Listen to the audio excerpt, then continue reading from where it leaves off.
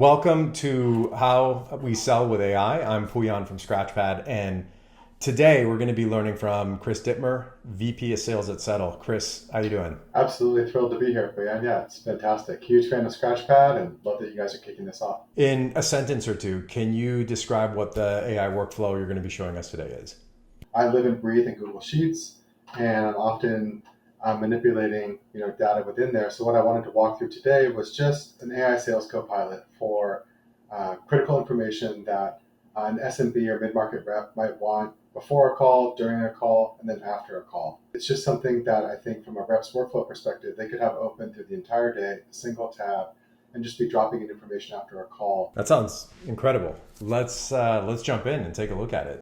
You can see what LLM I'm using across the different fields that I'm generating. We've got a couple different things going on here. So the way that I'm calling the LLMs within this sheet is pretty basic.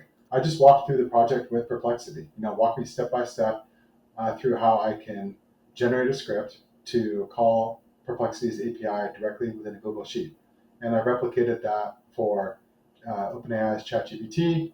And then Anthropic actually has a nifty extension where you can just plug in your API key and call Claude right within the G Sheet. So that's how I'm calling the different LLMs in here. And what that actually looks like is the output is just a formula. And then with natural language input. So equals PPLX is my formula for calling Perplexity, equals call ChatGPT is my formula for calling ChatGPT. And then I just describe what I wanted to do and reference the cells that have the information that I wanted to use. So you've got one sheet that is calling different LLMs for different purposes.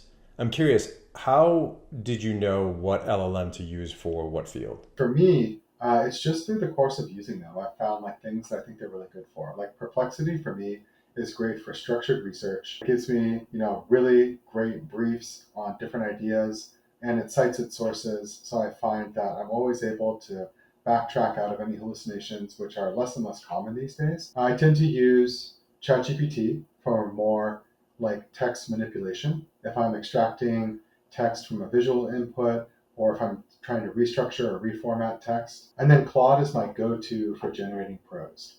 Anytime I've tried to write something that can emulate my tone or that just sounds like authentic and human, I always go to Claude. And what you've done here is you've brought all of those together into one place, into one Google Sheet for your team. Yeah, that's spot on. Yeah. So ahead of the call, they can do research on the prospect.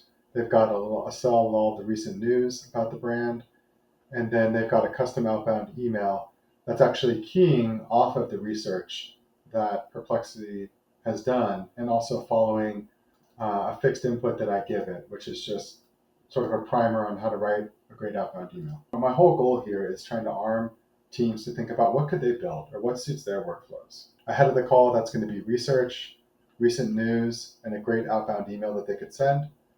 During the call, that's going to be research about the prospect that they'll be speaking with so that they can actually come with an informed perspective on that person rather than just the business at large. Some challenger questions that are aligned with our sales methodology. So we use Spice at Settle, and I wanted to make sure that that was included. And then how they might benefit from our solution. And with this, I needed to go a little bit deeper than just a topical description. I want actual hypothetical scenarios that the end user is probably dealing with, and then quantify business impact. And then after the call, you're always kind of going through the same thing.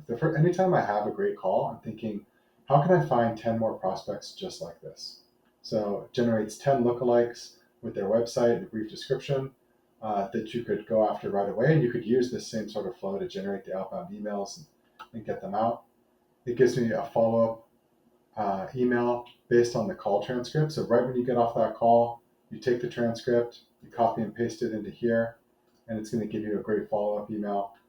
And then I'm trying to always encourage my reps to work much more visibly. We're a fully distributed team.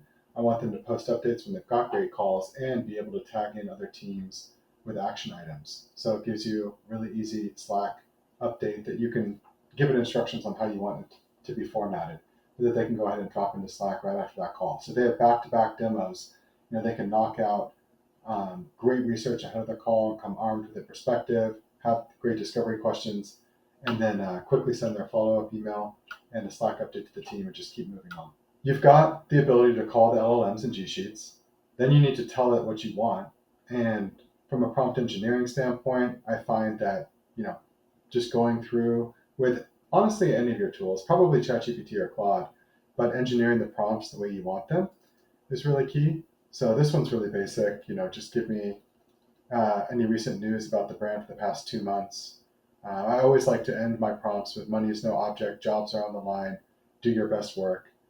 Give the LLM a little bit of like encouragement there. Um, for the follow up email, you can see I've got a little bit more of a structured prompt here over what that follow up email should look like. And then we need some fixed inputs. So, garbage in, garbage out. The output's only going to be as good as the frameworks that you give the LLMs. But we really only need three things for this: a description on how to write a great email.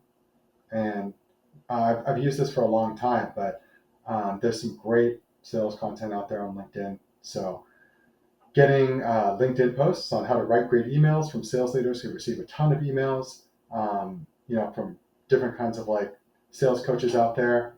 Feed them all into Claude. Tell it that you want to essentially write a framework on how to write a great email. And then you can give it some information about your business. Give it a description of your sales methodology. If you're SMB focused, you might be BANT. And then give it your value proposition. And this one I think is key because it's not just about taking your website and your collateral and feeding it into an LLM and saying, what's this product's value prop?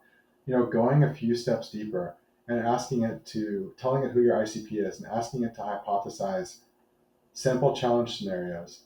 What are the actual day-to-day scenarios that the user that you're selling to is encountering?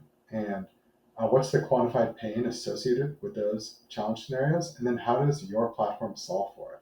So here we have, it looks like there's 6 different hypothesized challenge scenarios and the quantified pain and how Settle solves. So I've got the prompts. I'm able to call the LLMs in the G Sheet.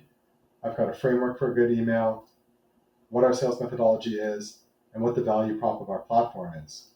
And from there, the rep only needs to input these 5 things: the prospect's name, their website, the main point of contact's name, their title, and then they can dump in the call transcript, which is really only going to be necessary after the call to generate the follow-up email and the Slack update. It seems like this was a good forcing function for you to get your process articulated. How much of that did you have before starting this? And how much of it did going through this process force you to think about and articulate your own process?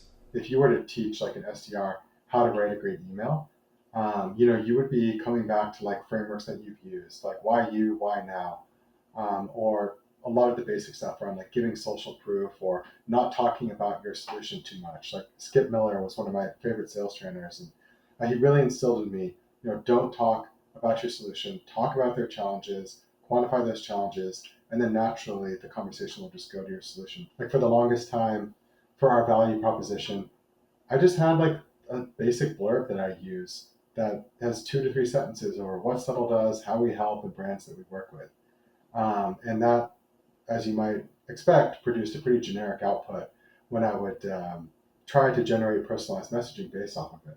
So that's where I got the idea of like, let's spend some time and actually work through what are the real like challenge scenarios that, how does the buyer think? Like, what is the situation where they're working at night and they'd rather be with their kids, or there's some strategic project that they'd rather be focused on, but they're mired in some kind of like abysmal manual workflow?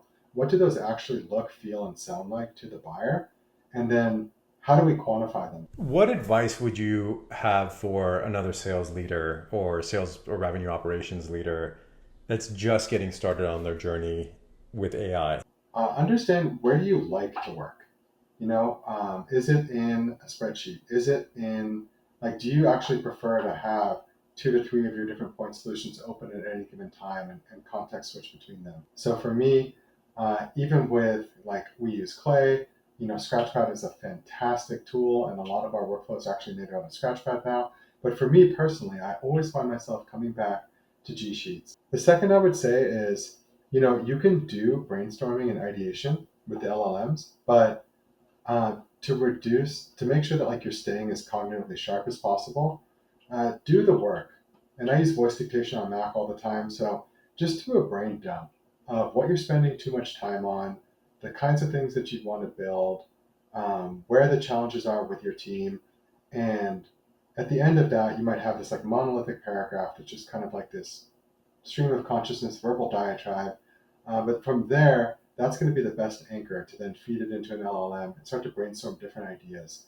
Awesome. Well, Chris, thank you, especially for joining us on the last day of the month. And we'll talk again soon. Thanks, man. Bye.